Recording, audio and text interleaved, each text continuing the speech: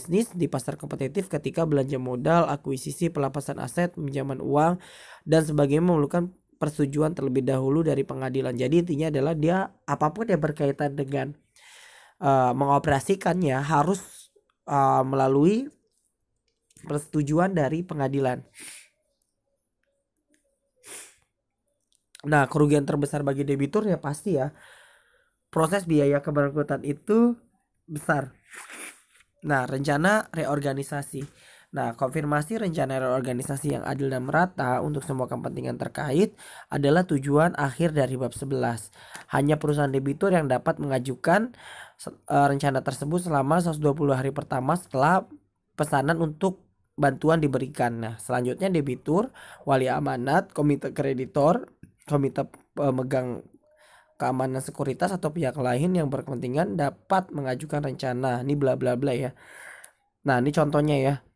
Pada tahun 2009, General Motor mengajukan paket prabayar kebangkrutan nomor 1 pada tanggal 1 Juni dan pada tanggal 9 Juni muncul sebagai organisasi berkelanjutan baru bernama Jenderal. Nah, ini namanya ya. Dan organisasi baru yang akan dilikuidasi bernama Motor Liquidation Company. Pengaturan awal dengan kreditor sangat penting dan memungkinkan General Motor untuk muncul dalam waktu kurang dari 6 minggu. Nah, ketentuan bab 11 menetapkan bahwa rencana organisasi yang pertama ini hampir sama sih semua negara ya. Identifikasi klaim, kelas klaim. Terus tentukan setiap kelas klaim yang tidak mengalami penurunan nilai. Tentukan setiap kelas klaim yang mengalami penurunan nilai. Lakukan semua klaim. Nanti kita akan contohkan di bawah ya. Nanti kita akan ada contoh berkaitan dengan proses reorganisasi. Sampai dengan berisi ketentuan untuk kepemilikan pejabat dan direktur yang konsisten dengan kepentingan kreditor, pemegang saham, dan kebijakan publik. Nah, di sini dimana menurut bab 11 daripada bab 7 karena ia mengharapkan bahwa penjualan yang teratur oleh manajemen perusahaan akan menghasilkan lebih banyak uang daripada penjualan yang dilikuidasi oleh wali amanat. Circuit City adalah contoh pengajuan kebangkrutan 11 dengan masuk untuk dilikuidasi gitu ya. Pengadilan dapat mengkonfirmasi rencana reorganisasi jika hal tersebut diterima oleh masing-masing kreditor. Intinya adalah di sini kreditor dan pemegang saham harus juga dapat melakukan konfirmasi berkaitan dengan rencana reorganisasi tersebut. Nah, dari sini juga rencana tersebut dapat dikonfirmasi bahkan jika beberapa kelas yang terganggu menolaknya. Jika hakim kebangkrutan menentukan rencana tersebut adil dan adil dan kalau di sini kita bilang harus adil ya. Dimana kalau kita bahas intinya adalah, nah setelah persetujuan diperlukan telah dikonfirmasi, pengadilan mengadakan sidang konfirmasi untuk mendapatkan keberatan atas konfirmasi untuk konfirmasi bahwa rencana tersebut adil dan adil ya maksudnya ya. Konfirmasi oleh pengadilan merupakan pengeluaran debitur kecuali untuk klaim yang diatur dengan rencana reorganisasi. Jadi segala macam berkaitan dengan pengadilan, biaya proses kebangkrutan itu dilakukan atau dikeluarkan oleh debitur ya. Nah, peringkat kreditor tanpa jaminan dalam kasus reorganisasi besar jarang sederhana dan seringkali gitu ya itu adalah hasil negosiasi daripada aturan. Jadi intinya adalah nanti berkaitan dengan kreditor, nah itu harus dilakukan negosiasi ya, karena kadang kreditor itu tidak mau dilakukan reorganisasi, ya udah tutup aja gitu loh, daripada nanti perusahaan ini tambah beban bagi mereka, lebih baik rugi pada saat cut loss daripada nggak sama sekali gitu.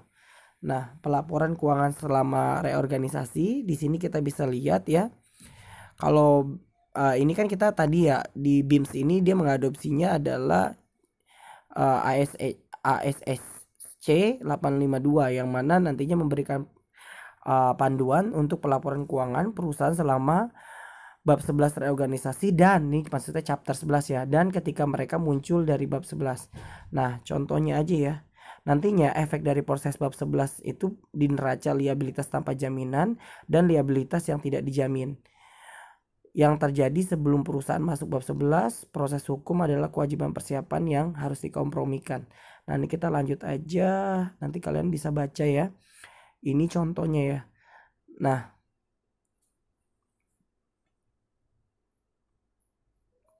Dimana kalau kita lihat di sini laporan keuangan gabungan pelengkap, maksudnya gimana sih dari ini? Dimana maksudnya adalah nantinya pelaporan keuangan menyimpulkan bahwa keuangan terkonsolidasi pernyataan yang mencakup satu atau lebih perusahaan yang beroperasi di bawah. Maksudnya kalau misalkan di sini ada anak perusahaan dan lain-lain ya. Oleh karena itu memerlukan presentasi laporan keuangan gabungan terkonsolidasi untuk semua jenis entitas dalam proses organisasi. Nah, biasanya kalau kita bahas berkaitan dengan perusahaan-perusahaan yang besar, pasti kan di sini ada entitas anaknya ya atau cabangnya ya. Dengan kata lain, seluruh entitas dalam proses organisasi tersebut harus didisclosurekan. Nah, sebagai informasi tambahan. Nah, piutang dan utang antar perusahaan diungkapkan dengan piutang jika perlu. Konsolidasi mungkin tidak sesuai untuk beberapa anak perusahaan dalam keberangkutan, khususnya jika wali ditunjuk untuk mengoperasikan perusahaan dalam kebangkrutan. Nah, bagaimana sih pelaporan keuangan untuk perusahaan yang sedang mengalami resiko kebangkrutan itu sendiri, emerging gitu ya.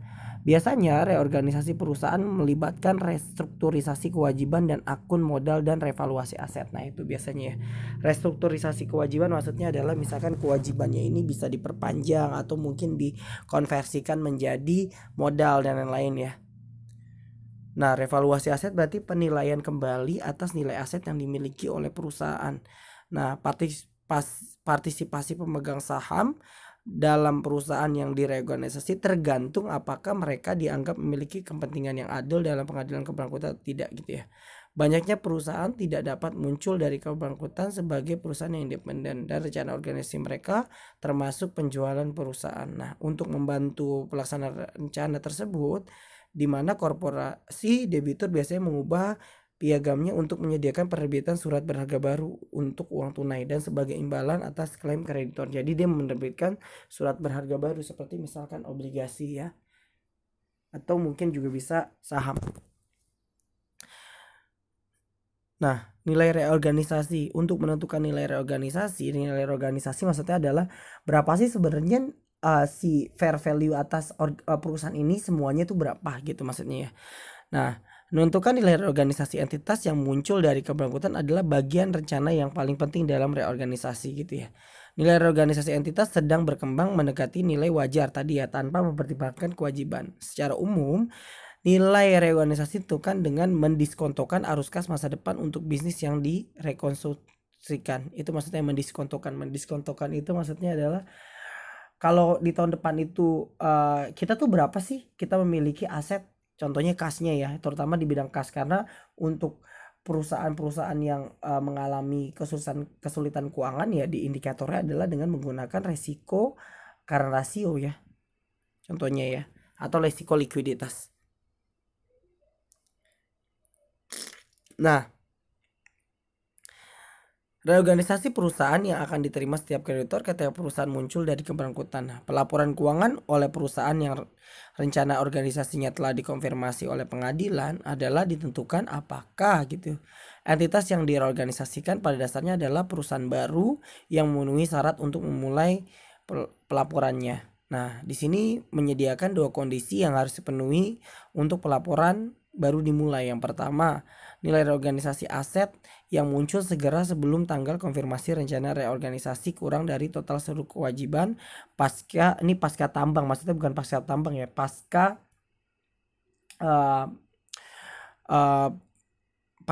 proses pengadilan tersebut, klaim yang diizinkan atas kompromikan. Nah, yang kedua, pemegang saham voting atas segera sebelum konfirmasi rencana reorganisasi harus menerima kurang dari 50% dari entitas yang muncul. Hilangnya ini kontrol harus substantif dan tidak sementara. Jadi misalkan pemegang saham yang voting yang ada segera sebelum konfirmasi reorganisasi harus menerima kurang dari 50% ya. Nah, ketika perusahaan muncul memenuhi kondisi kedua ini, entitas muncul pada dasarnya adalah perusahaan baru dan mengadopsi pelaporan baru. Jadi intinya adalah sama saja, tapi tadi reorganisasi perusahaan ini tetap berjalan di bidang yang sama gitu ya. Nah, pelaporan awal yang baru. Nah, ini sama mengalokasikan nilai reorganisasi ke aktiva yang dapat diidentifikasi. Nah, di mana nantinya Setiap nilai reorganisasi yang tidak didistribusikan ke aktiva berwujud dan tidak berwujud yang dapat akan dilaporkan sebagai aktiva tidak berwujud yang tidak dapat diidentifikasi. Nah, kelebihan nilai organisasi atas jumlah yang dapat dialokasikan ke aktiva yang dapat diidentifikasi. Nah, ini maksudnya adalah berkaitan dengan business combination seperti kita bahas di bab 1 ya. Bab 1 di AKL. Setiap nilai reorganisasi yang tidak didistribusikan ke aktiva berwujud dan tidak berwujud yang dapat diinvestigasikan akan dilaporkan gitu ya sebagai aktiva tidak berwujud yang tidak dapat diidentifikasikan. Nah, maksudnya seperti itu. Nah, melaporkan kewajiban. Nah, di sini intinya adalah kita sesuai dengan FASB accounting for income tax gitu ya. Manfaat yang direalisasikan dari rugi operasi sebelumnya intinya adalah dapat dikompensasikan ke yang akan datang. Akan diterapkan pertama kali untuk mengurangi kelebihan nilai reorganisasi ini kalau berkaitan dengan rugi operasi sebelumnya berkaitan dengan hal tersebut ya. Nah, nantinya intinya adalah mengurangi kelebihan nilai reorganisasi atas jumlah yang dapat dialokasikan ke aktiva yang dapat diinvestasikan dan ke aktiva yang tidak berwujud hingga habis dan terakhir sebagai pengurang beban pajak penghasilan. Nah, itu contohnya ya. Nah, laporan akhir entitas lama di mana nantinya laporan ini berakhir pada tanggal konfirmasi rencana mengungkapkan pengaruh penyesuaian terhadap akun aktiva dan kewajiban individual akibat mengadopsi pelaporan baru ya gitu ya. Laporan tersebut menunjukkan pengaruh penghapusan utang gitu ya neraca akhir lama dengan neraca awal entitas baru termasuk saldo laba ditahan yang nantinya akan bernilai 0 karena laba ditahan itu kan pasti ngikut ya dari awal pertama kali perusahaan ada. Nah, kita langsung aja masuk ke ilustrasi dari kasus reorganisasi. Nah, di sini contohnya ya, Tiger Corporation mengajukan perlindungan dari kreditor gitu ya, melakukan perlindungan dari kreditor. Nah, intinya adalah pada chapter 11 Undang-Undang Keberangkutan pada tanggal 5 Januari 2006. Nah, Tiger adalah debitor pemilik dan pada saat pengajuan neraca berisi sebagai berikut, di mana kita tahu total asetnya $2.100 sedangkan total kewajiban plus modal yang defisit di situ adalah 2.100 juga ya, modalnya di sini defisit 200 berarti. Nah, di mana kita lihat dulu pada tanggal pengajuan rekening bank serta buku Tiger ditutup, jadi seluruhnya ditutup ya, dan serangkaian pembukuan yang baru dibuka. Perusahaan mengatur pembiayaan jangka pendek dengan sebuah bank untuk melanjutkan operasi sembari mengusahakan rencana organisasi. Jadi tetap melakukan proses bisnisnya sambil nantinya mengusahakan rencana reorganisasi. Nah, di sini selama tahun 2006 tidak ada kewajiban prapetisi yang dibayarkan dan tidak ada bunga yang akrual atas wesel bank. Jadi dia nggak ada tuh. Pengadilan Keberangkatan mengizinkan Tiger untuk menginvestasikan, nanti dia tetapkan tadi ya sesuai dengan konsep segala apapun aktivitas berkaitan dengan pada saat proses kebangkrutan atau pada proses likuidasi gitu ya, harus sesuai dengan persetujuan dari pengadilan. Nah, di sini dia pengadilan mengizinkan untuk $100 tersebut dalam peralatan baru pada bulan Agustus 2006. Nah, peralatan tersebut memiliki manfaat 5 tahun dan Tiger menggunakan penyusutan garis lurus yang dihitung ke setengah tahun terdekat gitu ya.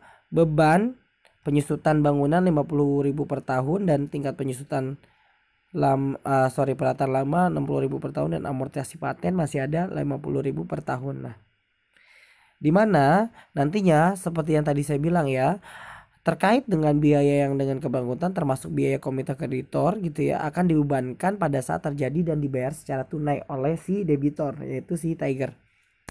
Nah, yang pertama adalah kita harus melakukan reklasifikasi kewajiban yang akan dikompromiskan atau dilakukan ada promisnya intinya gitu ya. Nah, kita lihat dulu di sini. Pada awal tahun 2016 Tiger mencatat kewajiban yang akan dikompromiskan ke dalam terpisah gitu ya, maksudnya ke dalam catatan di bawah ini. Ayat jurnal untuk mencatat reklasifikasikan tersebut sebagai berikut. Jadi Nanti seluruh utang tersebut dimasukkan ke dalam kewajiban yang akan dijaminkan gitu ya, dikompromiskan, yaitu totalnya 2.300. Nah ini dapat dari mana? 600, 150, 90, 260 dan 1.200 ada di balance sheetnya ya. Nah itu 200, 1.200, 1.100 plus 1.200 jadi 2.300 ya, 2.300. Begitu juga nantinya ada tadi klaim prapetisi gitu ya, 2.300.000 kalau ini disemuakan akan dicantumkan ke neraca atau balance sheet 31 Desember 2006 secara terpisah. Nah, schedule pendukung menunjuki detail sebagai berikut gitu ya. Nah, terus menutup kewajiban yang direklasifikasikan ke dalam laporan keuangan. Nah, ini contohnya adalah berkaitan dengan laporan laba rugi dan laporan laba ditahan. Kita lihat di sini laba sebelum pos reorganisasi 100. Nah, ada fee berkaitan dengan pengajuan keberangkutan 450, jadi rugi bersih 300, defisit awal 700 ya. Nah, defisit awal 700 diambil dari tadi ya, defisit awal 700 sehingga didapat 1050. Nah, untuk neracanya tadi kan kita sudah melaporkan berkaitan dengan kewajiban yang dikompromiskan ya. Tapi di sini ada kewajiban lain seperti kewajiban jangka pendek ya, ada tambahan 150, 100 dan 50 totalnya 300. Sehingga didapat untuk balance sheet tahun 2006 yaitu 2.050. Nah, tadi sama ya, ini kewajiban yang dikompromiskan itu dari yang awal ya. Jadi mengklasifikasikan seluruh utangnya menjadi kewajiban yang dapat dikompromiskan. Nah, di sini ada arus kas. Kalau kita lihat nih arus kas sudah disediakan ya. Arus kas ada sama ya, ada arus kas operasi, investasi sama pendanaan. Nah, kita lihat di sini kas bersih dari operasi 50, kas bersih dari investasi minus 100 dan aktivitas dari pembiayaan atau pendanaan kas bersihnya adalah 50. Nah, menurut undang-undang gitu ya, chapter 11 yaitu selama 6 bulan Tiger terus mengoperasikan dari bankruptcy kode sembari mengupayakan rencana reorganisasi. Nah, TEK memiliki sebuah rencana di mana jumlah neraca dan laba rugi merefleksikan operasi untuk 6 bulan pertama tahun 2017. Tadi kan dia 2016 ya, sekarang 2017 sebagai berikut. Nah, di sini ada perkembangan cashnya bertambah 30 Juni jadi 300 sampai dengan nanti defisitnya tadi yang dari 1050 menjadi 1000 sehingga nanti equity-nya menjadi 2055. Nah, di sini ada juga berkaitan dengan penjualan gitu ya. Sehingga ending defisitnya tadi 1000 ya. Nah, di mana di sini dia ada rencana reorganisasi di mana tadi ya setelah melalui reorganisasi yang ekstensif di antara pihak berkepentingan, intinya ada negosiasi ya, nilai reorganisasi sebesar 2.200.000. Nah, nanti nilainya tersebut yang 2.200.000 ini merefleksikan untuk sampai dengan akhirnya ya. Berarti nanti total berkaitan dengan aset itu 2.200 dan juga nanti kalau kalian bikin tentang balance sheet after reorganisasi gitu ya, itu menjadi 2.200 setelah reorganisasi. Nah, di sini kita tahu ya, maksudnya 2.200.000 ya. Nah, ketentuan dalam rencana reorganisasi mengusulkan sebagai berikut. 1. Utang obligasi Tiger 15% dijamin dengan tanah dan bangunan dan para pemegang obligasi setuju untuk menerima saham baru sebesar 5.000. Utang senior 12% sebesar 500.000 dan kas 100.000 yang dibayarkan tanggal 31 Desember 2017. Nah, klaim atas prioritas sebesar 150 akan dibayarkan tunai setelah gitu ya rencana reorganisasi dikonfirmasi oleh pengadilan. Jadi setelah reorganisasi dikatakan setuju gitu ya. Nomor 3, sisa klaim prapetisi yang tidak dijamin dan non paritas sebesar 90 akan diselesaikan sebagai berikut. Nah, ini kalian tinggal baca nantinya kreditor dan bla bla bla. Nah, sekarang kita lihat dulu yang harus kalian lakukan dari rencana reorganisasi tersebut sampai dengan poin 4. Yang pertama adalah melakukan pelaporan baru dulu ya. Jadi kita lihat membandingkan gitu ya dengan total kewajiban degat gitu ya. Organisasi value, reorganisasi value. Kita lihat dulu Post petition liabilities 255 dapat dari mana? Nih, dari di Juni ya. 75, 125 tambah 55. Kan total liabilities setelah dilakukan petisi gitu ya sebesar 255, sehingga nantinya total liabilities 2555 gitu ya. Maka dengan demikian sedangkan reorganisasi value-nya adalah 2200, maka nanti akan timbul yang disebut dengan excess liabilities over gitu ya reorganisasi value, atau maksudnya kelebihan dari utang dari reorganisasi, nilai dari reorganisasi. Nah, kelebihan kewajiban atas nilai reorganisasi menunjukkan bahwa kondisi pertama dari pelaporan awal yang baru terpenuhi gitu ya. Rencana reorganisasi mengharuskan pemegang ekuitas lama mempertahankan kurang dari 50% kepentingan dalam perusahaan baru. Intinya adalah kurang dari 50% harus dilakukan pemegangan gitu. Maksudnya tidak boleh dilakukan ekuitas tersebut, nggak boleh menjual seluruhnya gitu ya, sehingga kondisi kedua juga terpenuhi dalam pelaporan awal yang baru dibuat. Nah, ikhtisar usulan struktur model organisasi sebagai berikut tadi ya. Ada 255, tax payable tadi ada 150 yang ada di soal ya. Tax payable tadi ada 150, terus juga ada current positionnya ada 100 ya kan. Terus ada juga berkaitan dengan menerbitkan obligasi senior 12% untuk 500.000 dolar. Terus ada 395 itu berkaitan dengan subordinate debt, yaitu ya 395 ya. Terus ada common stock yang baru sebesar 800 ya, 800 dolar. Nah, dimana dengan demikian nantinya rencana tersebut berarti kita harus melakukan apabila gitu rencana tersebut disetujui oleh setiap klaim atas konfirmasi pengadilan kebangkrutan gitu ya, maka nantinya ya sorry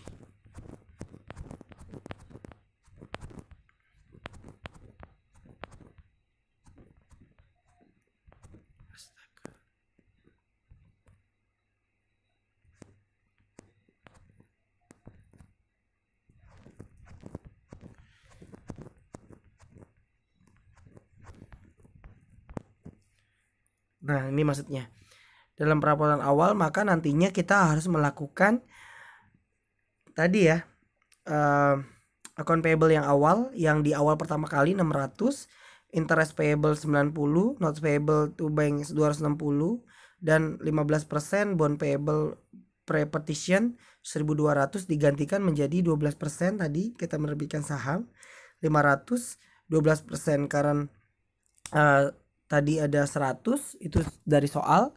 Sama ini juga berkaitan dengan subordinate debt juga dari soal, common stock juga dari soal. Nah, nanti selisihnya berarti kalian tinggal cari selisihnya di kredit. Kalau di sini lebih banyak di kredit daripada di debit, berarti intinya adalah nantinya ada gain on selisihnya ini lebih besar di kredit ini lebih kecil daripada di debit, maka nanti ada gain on debt discharge sebesar 455 karena berkaitan dengan utang kan, utangnya yang dihapus atau digantikan lebih besar dibandingkan dengan adanya penerbitan yang baru, baik itu utang maupun ada saham. Nah, ini untuk mencatat settlement of the preparation claim. Jadi intinya gitu ya. Nah, terus yang kedua untuk mencatat exchange of stock by equity holder. Nah, kita lihat dulu di sini. Common stock yang diterbitkan tadi 500 kan? Sedangkan common stock awalnya kan 500, itu dapat dari soal 500. Nah, common stock awalnya tadi yang diterbitkan adalah 100. Nah, maka nanti akan disebut ada additional paid in capital. Nah, untuk yang tadi ada perbedaan nilai wajar, maka tinggal aja kita lakukan perubahan atau penambahan maupun pengurangan. Kalau misalkan di sininya tidak minus maka bertambah, kalau di sininya minus maka dikurangkan. Contoh di sini inventory bertambah maka di debit, land juga bertambah di debit, loan on asset revaluation 105 itu didapat dari total dari ya. Jadi di sini maksud 105. Nah, building net dia berkurang, equipment net berkurang 30, plan 125. Nah, itu berarti nanti selisih antara debit dikurang kredit nanti akan menghasilkan rugi atas aset yang direvaluasi. Nah, terus di sini reorganization value in excess of identifiable asset 250. Nah, ini dapat dari mana? Nah, itu didapat dari yang tadi ya, 250 mana itu tadi?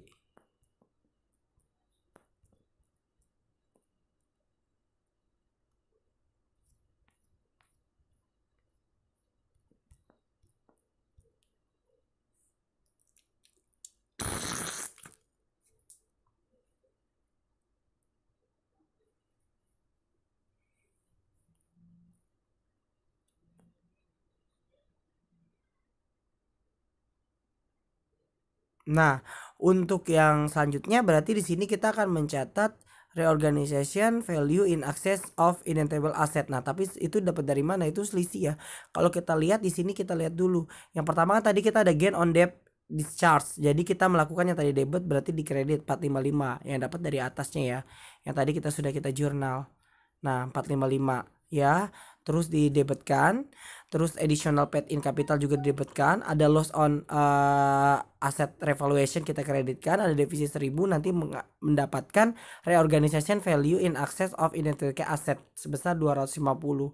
Nah, ini untuk mengeliminasi tadi ya defisit dan additional capital dan mencatat kelebihan atau kekurangan nanti ya reorganization value and the fresh start. Nah, itu intinya seperti itu. Nah, intinya nantinya setelah kita melakukan pencatatan tersebut gitu ya, maka nantinya kita harus melakukan pencatatan jurnal tersebut ke dalam yang akhirnya. Bentar. Nah, kita harus mencatat di sini the corporation comparative balance sheet at June 30 2017. Maka nanti tadi saya sudah bilang harus totalnya adalah, coba kita lihat di sini. Setelah di jurnal tadi inventory kita jurnal, kita masukkan ke dalam kertas kerjanya. Maka nanti untuk working paper to show confirmation of reorganization plan with fresh start reporting akan menyajikan jumlahnya tersebut tetap sesuai dengan 2200. Tadi kan nilai reorganisasi adalah 2200. Jadi seperti itu. Ya. Jadi intinya adalah dari reorganisasi ini kalian harus paham dulu berkaitan dengan jumlah yang akan direorganisasi. Terus kita juga akan melakukan apa sih yang dilakukan reorganisasi. Tadi di sini ada penambahan berkaitan dengan utang gitu ya, senior debt. Terus juga ada common stock juga di situ ya bertambah. Terus juga ada nanti di sini ada juga berkaitan dengan klaim pajak. Nah, intinya seperti itu ya. Nanti dari hasil tersebut kalian kerjakan di kertas kerja berkaitan dengan reorganisasi, sehingga nanti reorganisasi balance sheet akan menyajikan sesuai dengan rencana reorganisasi yang tadi di awal, yaitu 2.200.000 dolar. Nah, cukup sekian materi tentang reorganisasi. Kurang lebihnya saya mohon maaf. Nanti kalian bisa tanyakan pada saat di pertemuan ya. Makasih.